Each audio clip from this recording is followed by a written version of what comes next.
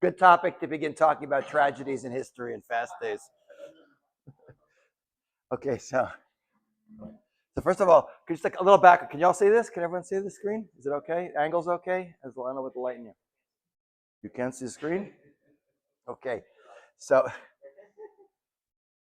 first of all, just a couple of things. We're beginning tomorrow as a fast day, which is the 17th of Tammuz. Just a general rule about fast days. There's two kinds of fast days. One is like Yom Kippur because we're spiritual. We're not thinking about the physical, so we're fasting not because of tragedy, but all the other fast days, which we now have are down to 4, are based on connecting to various bad things that happen in Jewish history. And of course, the purpose of a fast day, it's not my class today, but it's for introspection and to get our act together, because we understand that all of human history is an interplay between God's infinite knowledge and control and the stupid things that we do, individually and collectively. So we're supposed to be spending that time not whipping ourselves and saying, like in Latin, mea culpa, I'd like to feel guilty, which is expiate our sins by feeling bad and we think we got rid of it, but to actually figure out what's going wrong and fix it up. So we're about to enter the heaviest period of time in Jewish history. And there's a lot of things connected with the fast starting tomorrow. And just to understand one basic point about fast days, that if we had a fast day for every bad thing that happened in Jewish history, we'd be dead already from starvation. That's how many bad things have happened to us. And the rabbis don't like us to fast that much, so they've limited it. They tend to combine a lot of things into one event, one day of fasting. So there's often 3 or 4 or 5 different events that are associated with a fast day that didn't necessarily happen on that specific day, but it's close enough. Otherwise, if we had to fast, we'd have what's called post-traumatic stress disorder. Do you guys know what fressing is? It's Yiddish for pigging out, If Jews don't eat enough, they get post-traumatic stress disorder. You go for a week without sushi. It's traumatic for us. So just to keep that in mind when we're going through this, because I want to basically focus on what leading up to, because we're beginning a period called the 3 weeks, where we have a certain level of mourning, which only intensifies when we get to the first of the month of Av. And I want to go through all the dates, that basic events that happen on that date. But in terms of tomorrow, because it's not really a class about tomorrow, which is the 17th of Tammuz, the connection of the beginning of the siege of Jerusalem under the Babylonians 2,500 years ago, and the breaching of the walls of Jerusalem in the Roman destruction of Jerusalem, which goes back to the year 70 CE, are both associated with that day. Also, it's connected with the date of the Greek translation of the Bible. You guys want to grab some more chairs from somewhere else? Don't stand up. I'm sure there must be more chairs. The Greek translation of the Bible is also a fast day, because since the non-Jews got a hold of our Bible, they haven't, besides not paying us any royalties for it and deliberately changing the translation, they misuse it and use it against us. So that's also considered a fast day. Also, the death of Ezra HaSofer, Ezra the scribe, who is the great transitional period personality in the early Second Temple period, who got us to get our spiritual act together, is also connected with that date tomorrow. But I want to go through basically a little timeline of the 9th of Av. Now, for a lot of you guys, you know the basic information, but it's good to review and see how it all fits together, because like I said, all of human history is this interplay between what we do and what God wants to happen. So it's one of the great proofs, the highs and the lows of Jewish history. If you've seen the 7 Wonders, any of you guys seen the class in Discovery, 7 Wonders of Jewish History? The highs and the lows always demonstrate there's a higher power in human affairs, and specifically Jewish affairs, because God is always directly involved. So as we'll see, the amount of things that fall out on that day are way beyond what we call coincidental or happenstance. So to begin at the beginning, okay, here we go. A little timeline I've made for you over here, which goes back to basically 3,300 years ago, which is, we all know, the famous story of the spies. That's the beginning of the bad energy put into this period of time. And by the way, another great example that you learn from fast days is underneath what is a veneer of bad stuff, like the bad karma, is really good stuff. The reality is this date, the 9th of Av, should have been, in my opinion, one of the 3 or 4 most happy days in Jewish history. Because we know about the story of the spies. What happens if we send in, we just read this story. We send in 12 spies to scout out the land for 40 days. 40 is a number of completion in Judaism. It's also the age for wisdom. You know that 40 l'chachma? Supposed to be, your brain is supposed to be like, that's when you're really you're fully cooked. After that, you can't remember where your phone and your car keys are, but 40 is the date. But what happened on that date is we came back, and rather than announcing God is finally fulfilling the promise he's made with us since the time of Avraham Avinu, L'zara tenet haaretz hazot, to your seed I will give this land, which would have been really, he already gave us the Torah, he took us out of Egypt. Now he's promising, now he's giving us our real estates, even before we got Brooklyn. Should have been one of the happiest days. God's fulfilling his promise. But what happens, we know, as it says in the Bamidbar, it says, all the Israelites rallied against Moses and Aaron. If we had only died in the land of Egypt, the whole community shouted at them. If we had only died in this wilderness, why is the Lord taking us to the land to fall by the sword? Our wives and our children will be carried off. It would be better for us to go back to Egypt. And they said to one another, let us head back to Egypt. You could ask a lot of this is not a class on discussing what the spies are doing. You have to ask an obvious question, however, like this is the generation that not too long before saw God supernaturally destroy the greatest superpower on the planet Earth with 10 plagues and then swallowed up their army by splitting the sea. Like they doubt we could take out the Canaanites. Actually, I'd like to put a little void in here. The problem is that the wilderness was the ultimate yeshiva experience. The food was great. The Torah was coming from the greatest rabbi ever. You had free electricity. It's perfect conditions. It's not our class, but dealing with the real world and, by the sweat of your brow, you'll earn your bread. That's tough stuff. Better to stay in the yeshiva. That's really what's going on, because clearly they must have known that God can take care of the Canaanites. It says, so the punishment is, it's interesting, God forgives us for the golden calf, kind of disrespecting him, but he doesn't forgive us for disrespecting the land of Israel and bad-mouthing an inanimate object called a piece of real estate. But your carcasses shall drop in the wilderness, while your children roam in the wilderness for 40 years, suffering for your faithlessness, until the last of your carcasses is down in the wilderness. You shall bear your punishment for 40 years, corresponding to the number of days, 40 days, that you scouted out the land, a year for each day. Thus you shall know what is meant, what it means to thwart me. And we know the consequences of that are, whereas we should have entered, again, we should have basically the next day crossed the border, entered the land, and begun the conquest and settlement. And it's counterfactual historical speculation. You guys don't know what that is? It's like, what would have happened had this gone differently? Like, had Alexander the Great been killed? There's a great set of books called What If? If, like, Alexander the Great had been killed at the Battle of Granicus when he launched his campaign against the Persian Empire, the Greeks would never have conquered the Middle East. The Persian Empire would never been destroyed, and all of human history would be different. Had the South won the Battle of Gettysburg, that kind of stuff. Had the Japanese won the Battle of Midway.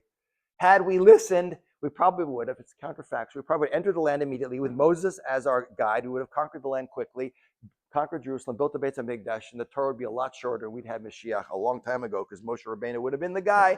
But we end up wandering. This is the approximate route. We don't know exactly where it is. 40 years in the desert, following the cloud, while all that generation basically is going to die off. As it says in Masechet Tanit on the 29a, the Holy One, blessed be he, said to them, you weep needlessly that night, and I will therefore establish for you a true tragedy over which there will be weeping in future generations. Kind of reminds me of the image I always have when I read this is like when you were really little and a little obnoxious kid and your mother took you to the supermarket and you had like a tantrum because she wouldn't buy you something like a chocolate bar. And you're lying on the floor kicking and screaming, and all the people in the supermarket think your mom's the worst mom on the planet Earth. And she finally loses it, and she goes, you're crying about this? I'll give you what to cry about. But that's basically what we're telling. God says, this should have been the happiest time of the year. The energy here is actually really, really good underneath. But we're going to lay a veneer of sadness. And because you're crying for no reason, because I give the land, I'll give you what to cry about. And that's what we're really basically going to demonstrate now. How many things? Again, it's sort of a negative proof of God's control of human history in general, but our history specifically. So we have the 40 years wandering in the desert. I always jokingly say, why do we wander in the desert for 40 years? Because none of the men would ask for directions. But the reality is, it's the men who blow it. I mean, you know what happens in the story. Who dies in the wilderness? The men who are of a military age, like 20 and up, and they during the 40-year period, they don't all die off at once. They die off during that entire period of time. And this is really cool. This is in Midrash Rabbah, Eicha. Everyone know what a Midrash is, right? This is the rabbinic literature that fills in a lot of the details. Eicha is the book of Lamentations. And look what it says. Rabbi Abed and Rabbi Yochanan said, it was the day when the grave digging ceased. This is Tu B'Av, the 15th of Av, which is when we stopped dying off, because now it explains what happened during those 40 years.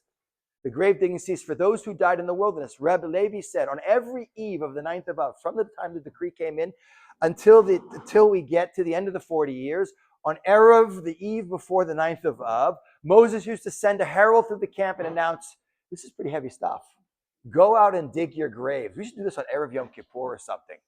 Sleep in a grave for one night. It would definitely make life a little more meaningful to realize where you're going to end up. And they used to go out and dig graves in which they slept. The following day, he sent out a herald to announce, arise and separate the dead from the living. Like, why find dead bodies lying around? Everyone who's within the decree range to die, lie in the graves, and every different periods of time, during that 40 years, all the people would die off slowly, not all at once. So in the morning, they'd wake up and everyone would stick their head out over the grave and see who's still around. And then everyone who didn't make it was lying in the grave. You just bury them and you're done. They would then stand up and find themselves in round figures, 15,000 short of 600,000, boom, boom, boom, boom, boom. In the last year of the 40 years, they acted similarly and found themselves undiminished numerical strength, meaning everyone went to sleep on Erev Tisha B'Av in their graves. They woke up in the morning and they saw everyone was sticking their heads out. They said, it appears that we erred in our calculation. So maybe we got the date wrong. So they acted similarly on the nights of the 10th, the 11th, the 12th, the 13th, the 14th of Av. When you get to the 15th and you look up at the sky like last night, what do you see? What's the moon? It's full. When the moon was full, they said, it seems that the Holy One, blessed be He, has annulled the decrees for us. So they proceeded to make the 15th a holiday. Their sins subsequently caused it to become a day of mourning in this world. In the twofold destruction of the temple, that is written, therefore, it's my harp turned to mourning and my pipe into a voice to them and weep. Hence, and the people wept during that night. So he's talking about what happens, the two biggest tragedies, destruction of the first and second temple. But after 40 years of dying in the desert, right, we're now finished with the decree. And after 40 years of wandering, this is just, I love these images, always done by like Christian artists. They always get it wrong. And here, there's no buffet on the side. That's how you know it's not a Jewish artist doing it. But we know that we come to Qasr al-Yahud, which is north of the Dead Sea. The sea splits like it did during the Exodus narrative. All the Jews cross. That's why it's not right. The ark flies over like a hovercraft with the Kohanim holding the handles. Wouldn't that be cool? And then the sea comes back down again, and we begin the 7 years conquest and 7 years settling of the land. So here you see an event that should have happened 40 years earlier, which was the conquest and settlement of the land, is pushed off. But in that date, we see that is when the bad energy is overlaid on what should have been a very happy event in 312 BCE. We fast forward to the Mishnah in Tiny. It says, I will therefore establish for you a true tragedy over which there will be weeping in future generations. It's not just enough to commemorate the past. The bad energy that I put into that time will reverberate throughout history, and a number of really bad events are going to take place as we go through. On the 9th of Av, it was decreed, this is the Mishnah in Masechet Tainit, it says in the 4:6, it was decreed that our ancestors should not enter the land. The temple was destroyed, and the first and second temples. Betar was captured. The city was plowed up. When Av enters, they limit their rejoicing. So in the short statement of the Mishnah, it's telling us the major, really bad events that happened in early Jewish history, basically until 2,000 years ago, which is the destruction of the first and second temple. Betar and the Bar Kokhba Revolt, we'll get to that. And plowing up the city means the Romans completing their complete decimation and wiping out of any Jewish connection to the land of Israel. So the first event we know is the destruction of the first temple. After 440 years in the land of Israel, which is the book of Judges and conquering and settling the land, we enter a 410-year period where we conquer the land, we divide it up by tribes. By the time we get, by the way, Jerusalem is a non-Jewish city in the heart of a Jewish country for the entire period of time until the reign of King David. Okay, he's the second king. Now that we have a king from all future kings will come. Now we need a capital city. So King David will conquer Jerusalem. We have a united monarchy under his son Solomon. That's the zenith of Jewish history, by the way. If you ever want to see what's Mashiach going to be like, look at Solomon's reign. 40 years of peace and prosperity. Can you imagine that? We don't get 4 hours of peace and prosperity in Israel today. Constantly stuff going on. But after Solomon, we know that the kingdom splits into two. That's the famous split with Judah and the Shamron and Israel in the north, two separate kingdoms. King 20 kings in the south, descendants of King David, most of them okay, some of them not so good. All the kings of the north are just bad or worse. But because, I love this is a chart clearly put together by an English person. Any Brits here? Here it is, here, because I like this one. Particularly horrible. That's an English person's idea of getting upset. Anyway, It's like that. That's how the British express their over expressive emotional. But every single king of the North, excluding Robb Stark, is disobedient. Those who've got the Game of Thrones analogy in there. But the kings of the South, some of them are better. So basically, the whole background to the leading up to the second great tragedy of the 9th of Av is that our ability to live in the land of Israel is contingent on our keeping our side of the bargain, which is what? Keeping the Torah, which is what? Having a balance. This is a lesson for us today, guys, beginning tomorrow. Having a balanced relationship with the big guy upstairs and with each other. When it becomes unbalanced, then we're in bad shape. So in the southern kingdom, some of the kings are excellent, a lot of them really bad, especially this guy Manasseh. And by the way, this corresponds to a period of time historically when King David is king, the great empires to the south and the north of us, which is Mesopotamian empires of Assyria, later Babylonian, Persia, that empire is in a contraction, and the Egyptian empires also contracted. They're not really in a period of expansion. And King David expands into that. So we have a period of peace with little external threats, but with the divided monarchy, both of these empires will reemerge. And basically, that's always say the good and bad about being where we are historically is we're in the best place to impact the world, sandwiched between the greatest early civilizations. But we're also, and it's a great place for trade. You know that joke, why did God create Gentiles? Someone had to buy retail. We're right in the middle of the trade routes, but that means we're also, when the empires fight each other, where do they fight? It's kind of like the joke definition of Belgium, the country used by Germany to invade France. So both these empires start to press on us, especially first the Assyrian Empire will eventually destroy the northern kingdom and then invade the southern kingdom. You got the lousy kings again. When you get to the bottom, you'll see that the northern kingdom, 130 years before the southern kingdom is destroyed and the temple is destroyed, will be destroyed and the Jews will be carried away into exile. But meanwhile, after King Hezekiah, we get to a king by the name of Manasseh, who's Hezekiah's son. You guys know the broad wall in the old city and the water system in the city of David? He built those. But he is so bad.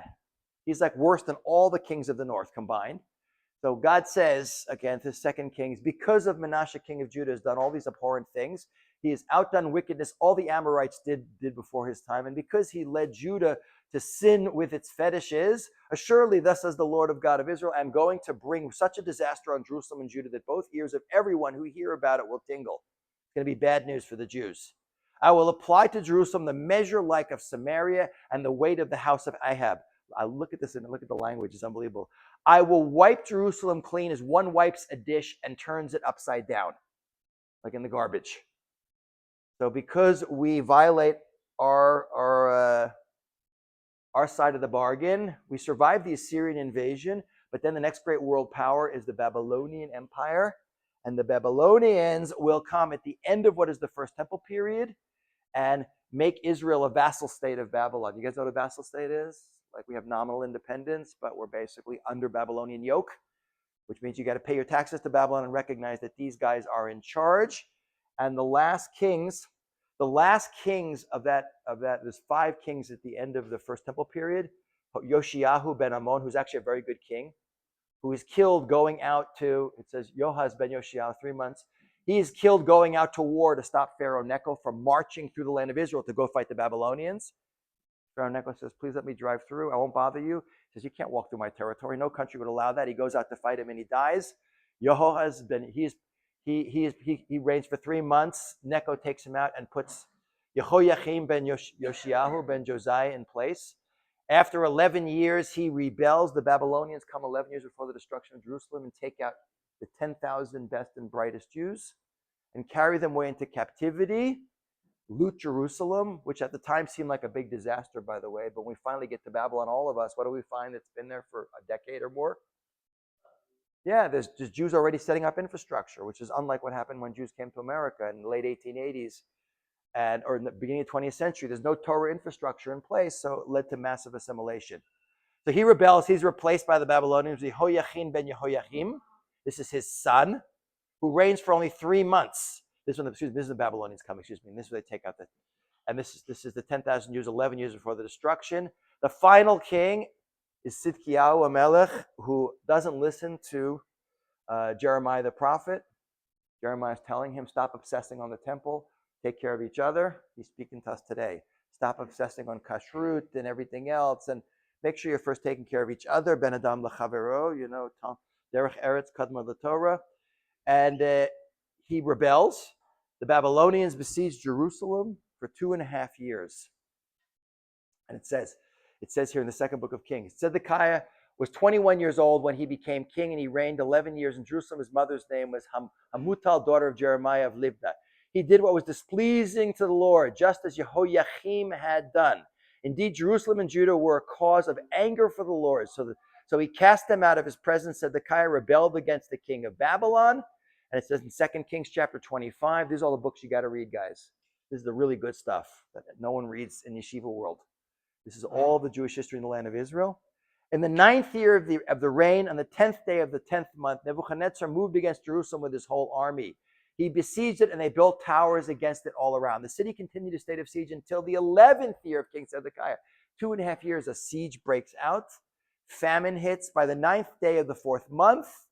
Okay, the famine had become acute in the city. There was no food left for the common people.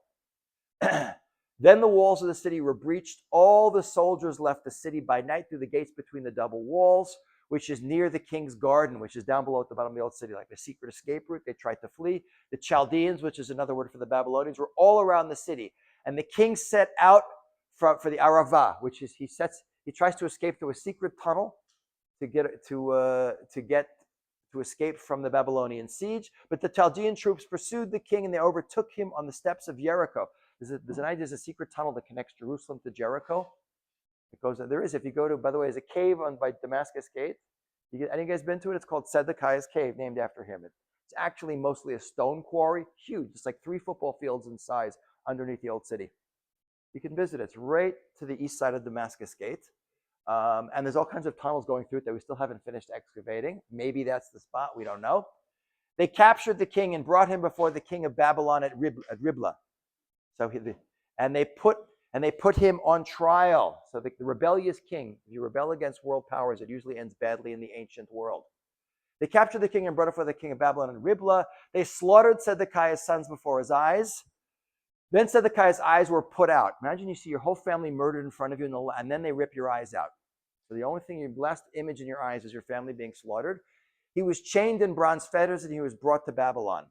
On the seventh day of the 5th month, there was the 19th year of King Nebuchadnezzar, Babylon. Nebuzaradan, the chief guard, and the officer of the king of Babylon came to Jerusalem. He burnt the house of the Lord. So after 410 years of a temple being in Jerusalem, and 850 years of us being in the land of Israel, he burnt the house of the Lord, the king's palace, and all the houses of Jerusalem. He burnt down to the house of every notable person. And the entire Chaldean force was with the chief of the guard, tore down the walls of Jerusalem on every side. And that takes place on the 9th of Av.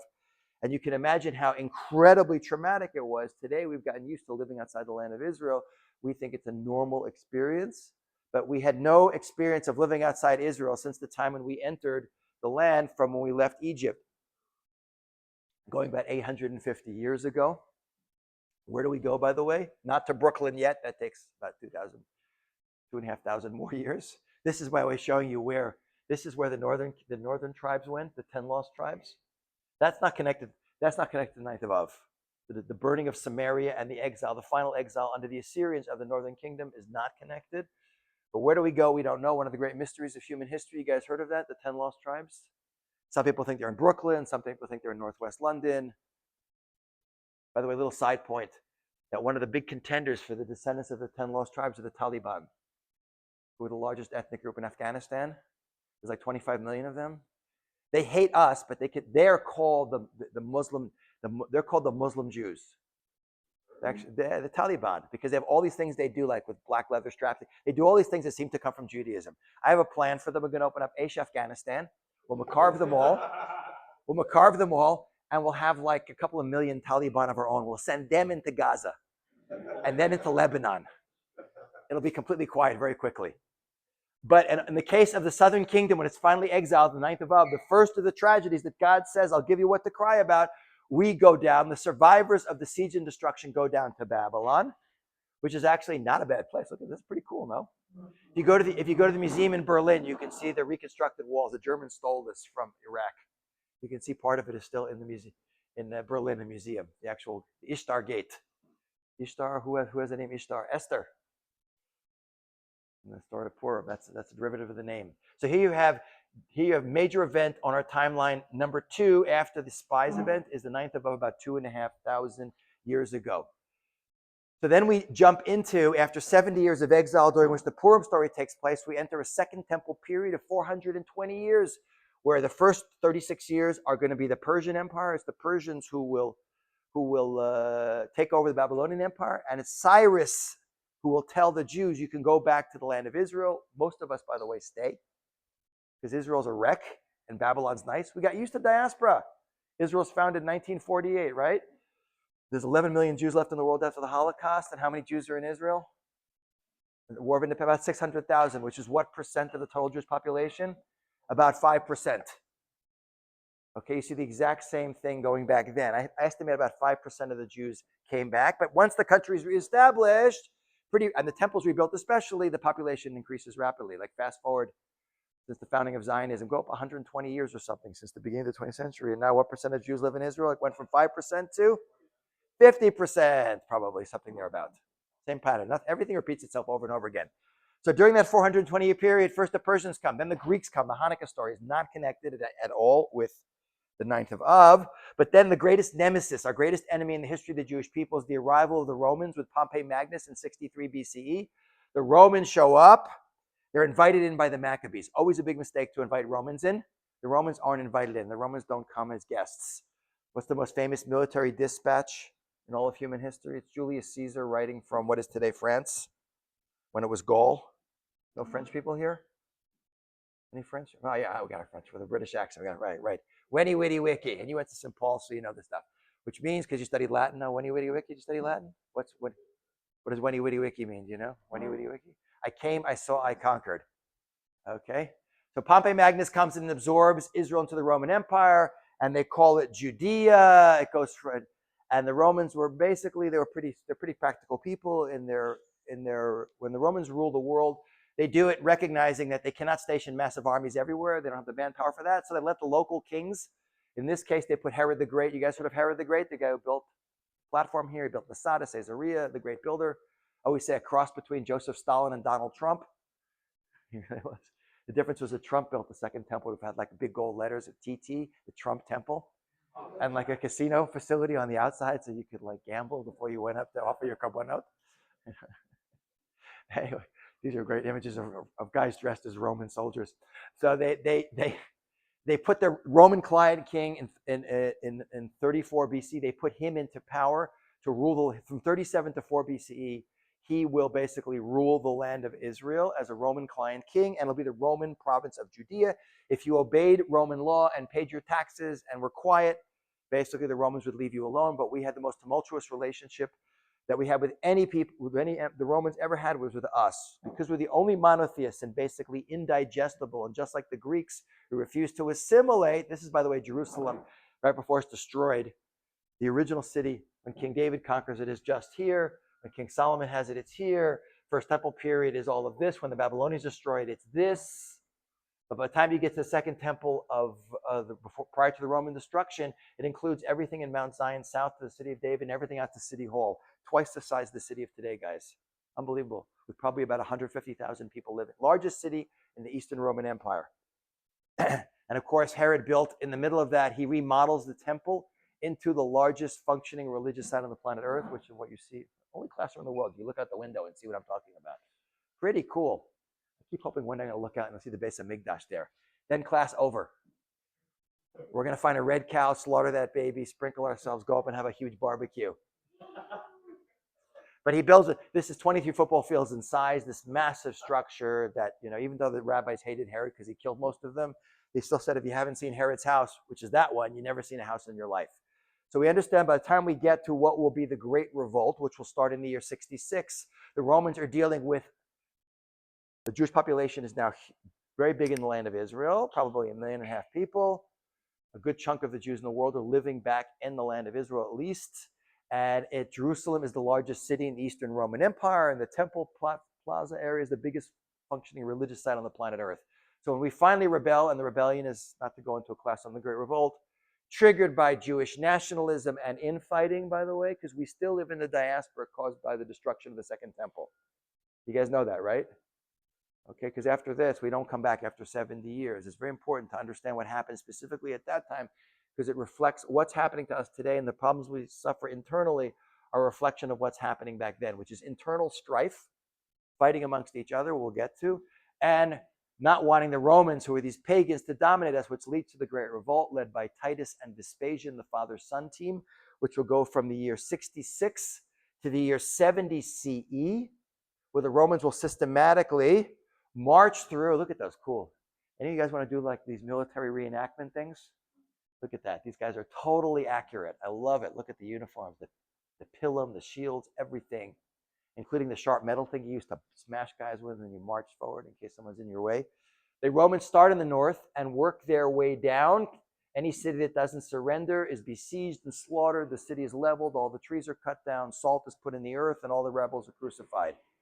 They finally make their way to Jerusalem. In the middle, there's a lot of turmoil in the Roman Empire, but they make their way to Jerusalem in the spring of the year 70, surrounding the city with 4 Roman legions. Again, this siege is much shorter than the Babylonian siege. Look at all that cool Roman siege equipment that they got over here. Catapults and ballista. As they break through the walls of the city, they break through the outer upper city walls, which are north of the old city of today. They make a wall around everything they besiege. They build a wall within the city. Romans are on one side and the Jews are still inside the old city on the other, making their way towards the Temple Mount, you can see, which they know if they take the temple, they will break the spirit of the Jewish people. They breach the walls in the north. A huge battle breaks out with the Jews standing on one side defending the temple and the Romans on the other. This is going on for months, by the way. From the spring till the time the temple falls, it's about 4 months of siege happening. And then what happens, this is Josephus, the guy, you guys know Josephus, the guy who gave us the famous Masada suicide story? So he didn't witness that, but he did witness because he surrendered to the Romans and then worked as a translator and a historian later for Titus and Vespasian, who become emperors. He describes, when the Romans finally get to the temple, he claims that Titus, who's now in charge because his father Vespasian has gone back to try and fight to be the emperor of Rome, Titus said, don't destroy the temple, but he's working for Titus, so he's not going to make him look bad. But they say a Roman soldier threw a torch inside the temple, and while the holy house was on fire, everything was plundered that came to hand, and 10,000 of those that were caught were slain. Nor was there commiseration for any age or any reverence of gravity, but children and old men and profane persons and priests, meaning the regular Jews, were all slain in the same manner, so that this war went around all sorts of men and brought them to destruction, as well as those that made supplication for their lives, meaning that you beg for mercy, the Romans slaughtered everyone. Now they got the bloodlust, they're killing everyone. All those that defended themselves by fighting. The flames were also carried a long way and made an echo together with the groans of those that were slain. And because the hills were high and the works of the temple were very great, one would have thought the whole city had been on fire. I mean, everything's echoing, reverberating, because you're on the top of Temple Mount. Like the Mount of Olives and everything is higher than you, so all the sounds reverberating back. Nor can one imagine anything greater or more terrible than this noise. And you can, by the way, today, if you go right down below here, literally right down over there, remember the Western Wall Plaza is about 50 feet higher than the street level going back 2,000 years ago. Did I take any of you guys down here? It's a really cool place to visit. This is the original Herodian Street. It's about 40 feet lower on that side than where you stand today when you come into the Western Wall Plaza. Here's the street, and here are the stones that hit the ground, pushed by the Romans after the temple was destroyed, off the sides of the walls into the valley below. I always tell people, traditionally in a Jewish home, you put opposite your entrance to your door, you leave a piece unpainted, unplastered, and some people put in there, Im eshkachech Yerushalayim, which is from the Psalms. If you forget the O Jerusalem, is what you say at a wedding before you break the glass. That thing, that's commemorating the morning, even at a happy occasion. I always say, forget that. Take a picture of this, because this is literally the physical evidence of the destruction of the temple lying on the ground from the year 70. So the Romans burn the city on the 9th of Av of the year 70. The city is burned. And it burns for several days, and the slaughter goes on much longer. By the way, you can see on the bottom here, this is a shekel that was printed during the Great Revolt, the shekel coin. The old Israeli coinage from before you guys came here. When I first came here, they were still using these coins. They used the exact same coins. They reminted these coins. And this is year 3 of the revolt, which would correspond to year 69 of the Common Era, printed by the Jews. Meanwhile, when the Romans won, it was a huge victory. You can see these artistic representations of the Mizbech, kind of huge over there, the Jews fighting over there, and the Romans destroying the city. This is, it says Vespasian. You can see a picture of him here. And there's a palm tree with a woman weeping under it. She represents the Jews and the Romans standing over, and it says Judea Capta, which means the Jerusalem has fallen. It was a big military victory. But again, just as we saw described in the Talmud, the second major tragic event, having returned to the land, we established our present second Commonwealth, 420 years, boom, gone. But if we keep going, we get to the Bar Kokhba Revolt, because we rebelled 3 times in the space of 70 years, more than anyone else in the history of the Roman Empire.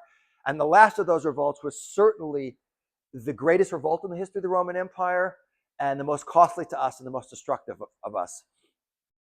And that was during the reign of the Roman Emperor Hadrian. This is a statue of him found in Israel, which is the best statue of him found anywhere in the world, which is today sitting. You can see it in the Israel Museum today.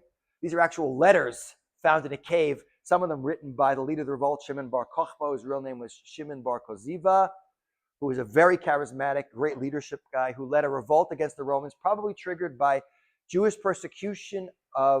persecution of Judaism, like what the Greeks did in the Hanukkah story, outlawing Torah, and an attempt by the Romans to build, which was built. You guys know on the Temple Mount, on the ruins of the base of Mikdash destroyed in the year 70, the Romans built a Roman temple to Jupiter. And it's probably the attempt to rebuild the temple to Jupiter on the site, which would be the biggest affront to us, which triggered the largest revolt in the history of the Roman Empire, which will lead to Jerusalem is already destroyed. Yeah.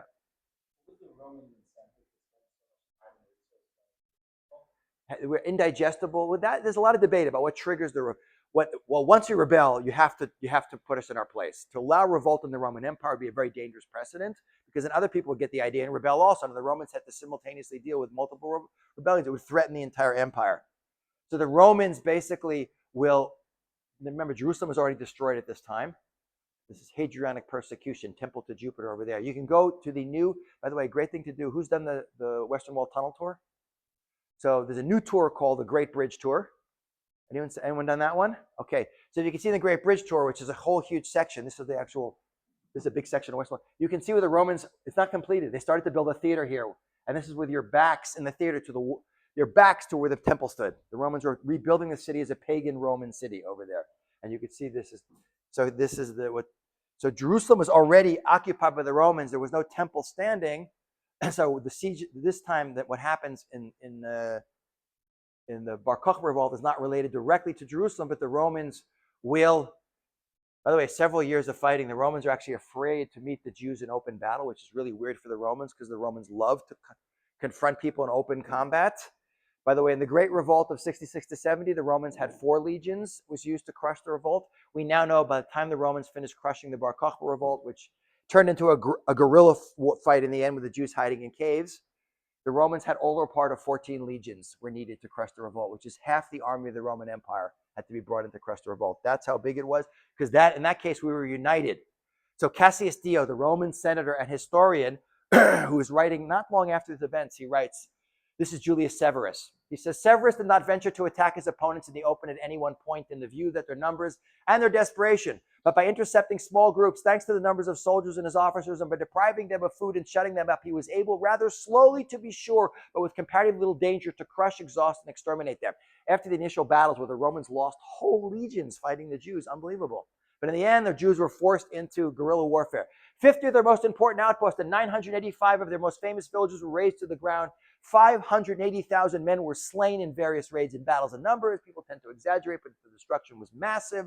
Thus, nearly the whole of Judea was made desolate, as a result of which the people had forewarning before the war for the tomb of Solomon. We're not sure where this is at all, which the Jews regard as an object of veneration, fell to pieces itself and collapsed, and many wolves and hyenas rushed howling in the cities. Many Romans, however, perished in the war. Therefore, Hadrian, writing to the Senate, this is the typical greeting that the emperor would say, did not employ the opening phrase commonly affected by emperors: if you and your children are in health, and it is well, and I and my legions are in health. This was a tremendous battle the Romans had to fight.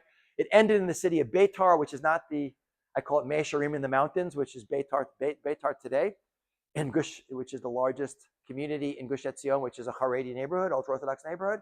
But next to it is an Arab village called Batir, which is biblical Betar, which has never been properly excavated because the Arabs there are so nasty and mean that even before we came here, they were giving, they were really nasty to any archaeologist who happened to show up there.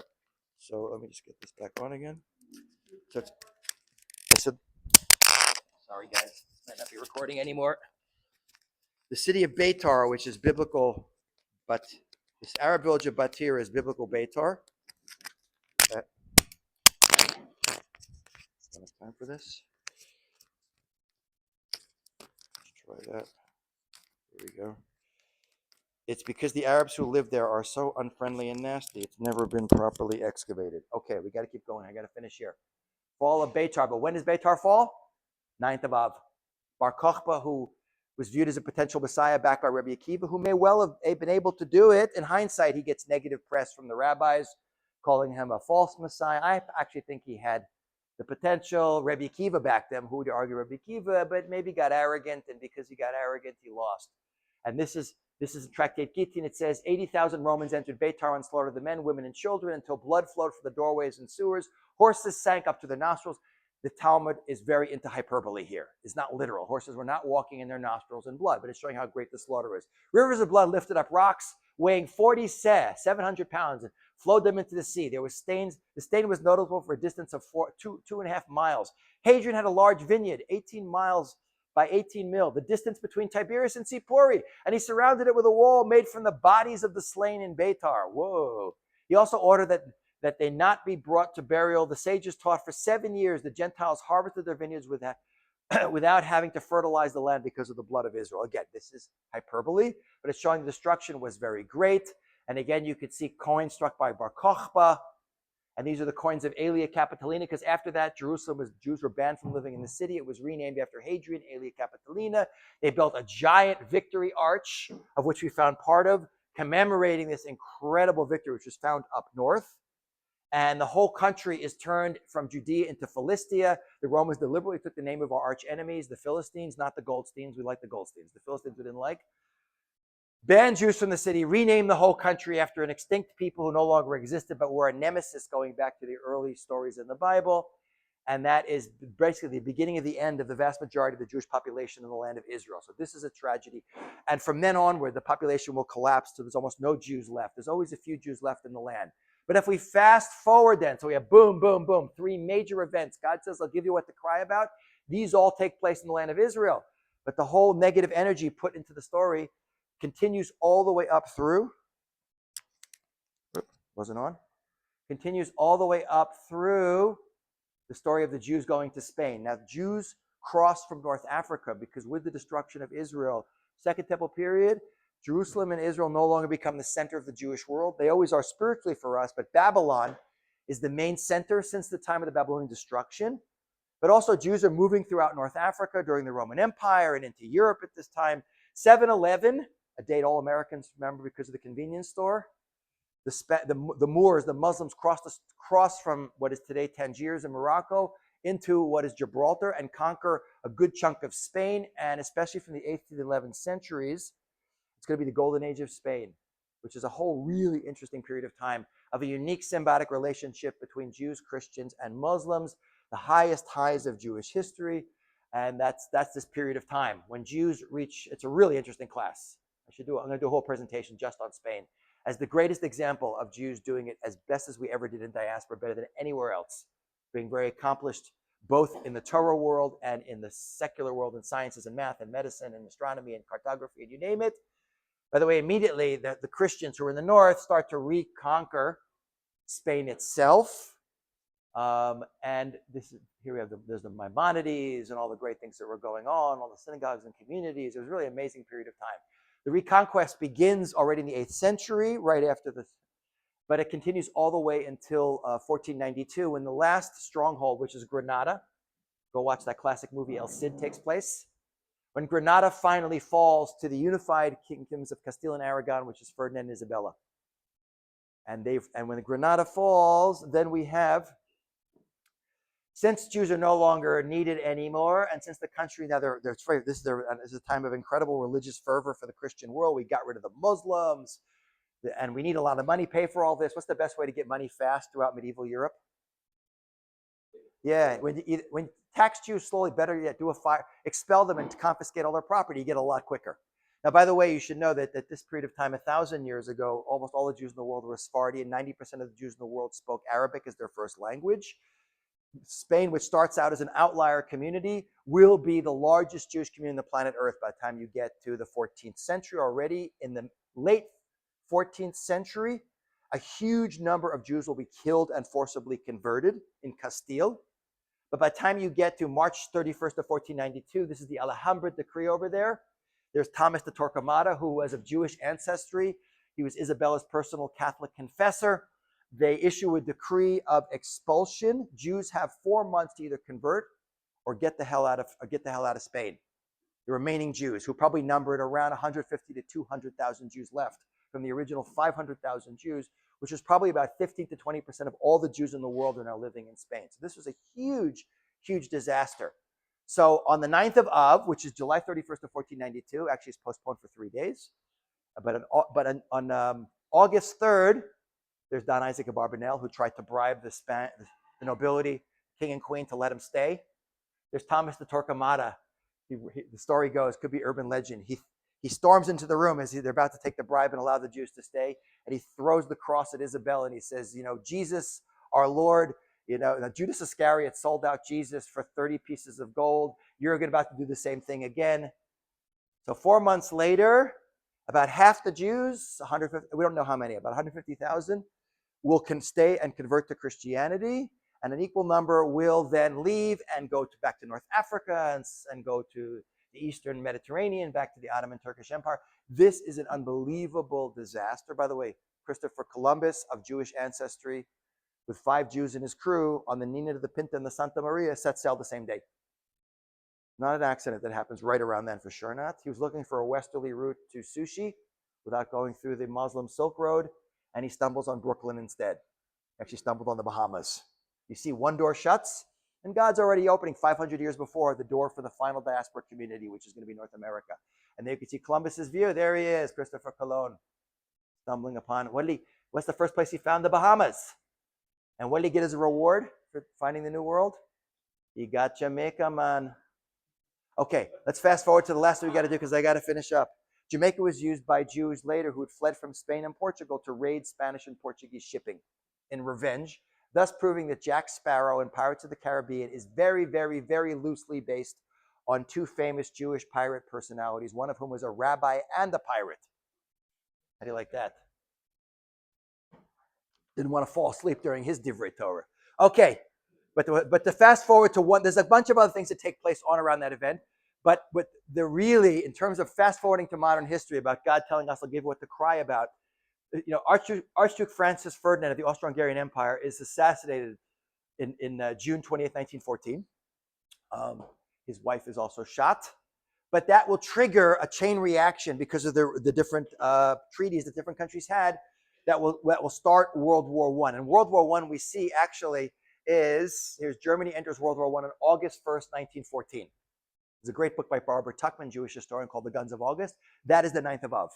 That's when Germany declares war on Russia. So it's hard to give an exact date for the start of World War I, but it certainly takes place right around there. Now, World War I, by the way, is horrible for Jews because it takes place in Eastern Europe. What happens out of World War I is the Russian Revolution in 1917, which will trigger the mass slaughter of Jews during the Russian Revolution. Go read about what happens to Jews in Ukraine. Simon Petliura, who was not himself an anti-Semite, but like 100,000 Jews are probably murdered at this period of time as a byproduct of World War I. Tremendous dislocation of not just the Jewish community, but a lot of the communities of the world.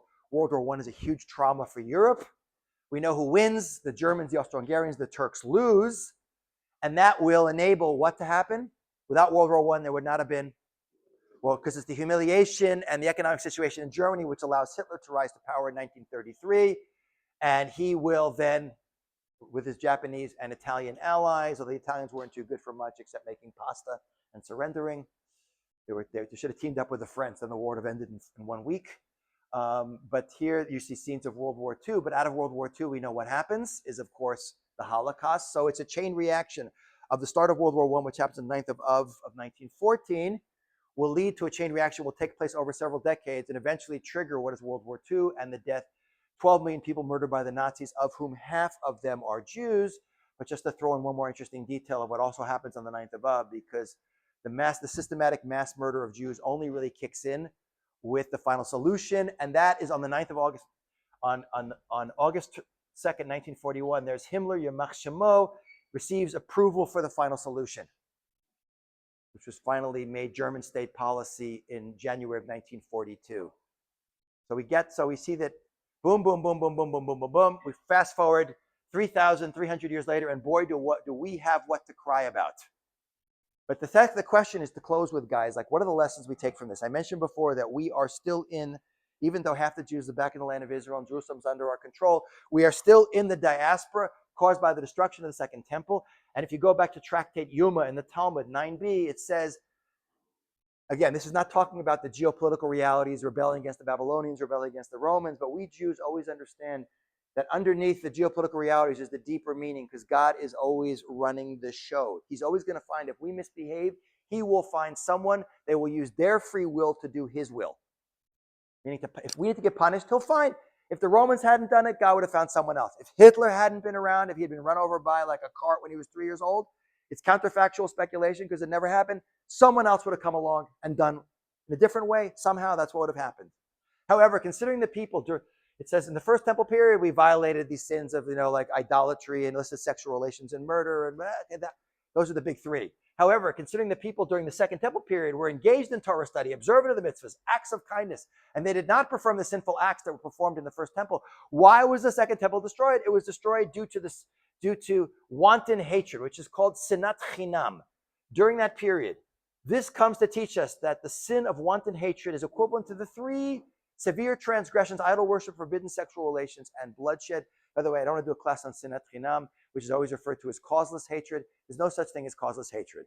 You ask a guy why he hates someone, God forbid, I hate him for no reason. But it's when you focus on what sets us apart, when you choose to be focused on the negative side of another human being, then you will grow to dislike them. When you choose to focus on the good side of another human being, what will it lead you to? You will come to love them. And that's what we're doing. And that's what's going on in the world today. And if we go back to tiny, it says, the Holy One, blessed be he, said to them, you weep needlessly that night. I will therefore establish for you a true tragedy over which they'll be weeping for generations. Now we now stand on 3,337 years since Mount Sinai. And going back to a year later, the original 9th of Av story, we definitely have what to cry about in that story. But as I said before, guys, underneath the negative veneer that we put on by our stupid actions, just as the 17th of Tammuz should have been one of the happiest days in Jewish calendar, because what should have happened on that day, tomorrow is a festival, what really happened on that day is Moses comes down Mount Sinai for the first time with the Luchot. This is the day when the infinite creative universe gives us his wisdom, his guidebook for living.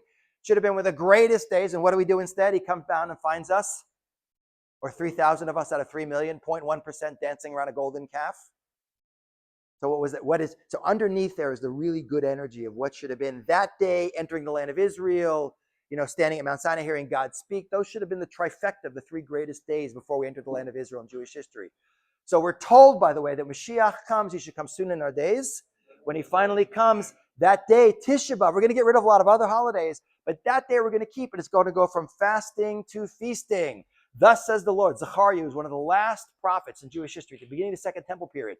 The fast of the 4th month, and the fast of the 5th month, and the fast of the 7th month, and the fast of the 10th month. We don't have all these fasts today, by the way. Shall become occasions of joy and gladness, happy festivals for the house of Judah, but you must love honesty and integrity. Notice always the focus is never on, you must keep more kosher and more strict, and nothing wrong with doing that. But the overwhelming focus is always, even on the destruction of the Second Temple, it's our relationship with each other that is always the most problematic thing that causes God to get so mad with us. So we have to work on the same tikkun that caused the problems going back 3,336 years ago. We have to be working on that today. But the good energy underneath the 17th of Tammuz, the good energy underneath the 9th of Av especially, will make it some of the happiest days of the year. It says, for this reason, this is Kaf HaChaim, in the name of Rav Chaim Vital. Rav Chaim Vital is, Rav Chaim, a great Jewish scholar from the reason for he's the main student of Rabbi Isaac Lurie in the 16th century. The reason for saying Kiddush Lavanah specifically on the Motzi Tisha B'Av is because that is the time Mashiach was born. And the renewal of the moon represents the Jewish people return to a renewed state. The idea being is that even in the darkest of times, God is always behind the scenes setting a stage for future things. Just as when we get kicked out of Spain, he's beginning the opening of the doors of the Western Hemisphere for colonization by Westerners, which will ultimately lead one door slammed shut, another door is open, so we have one final place to go. And that, by the way, is North America, the final diaspora community, which God is now shutting down, in case you didn't figure it out. Europe is definitely shutting down. Go watch the movie they just put about the French Jewish community. You see that one? Unbelievable movie. They just put a movie. The chief rabbi of France said, leave. He said, get out. There's no future for Jews in France. Okay, Europe is finished. So guys, we will hopefully see soon in our days when the fasting becomes the feasting, and coming soon to a mountaintop near you. It will be the third Beis Hamikdash. There it is, guys. Bimhei Rabbi Amenu. There's my website. There's my podcast I do almost every week. Remember what's next. I have a YouTube channel. I'm putting this all up. You can watch. Please go and subscribe. Helps us. Helps Ethan also over here. Is helping me make it happen. Okay, guys.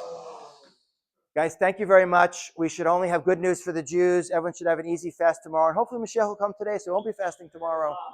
Okay, guys.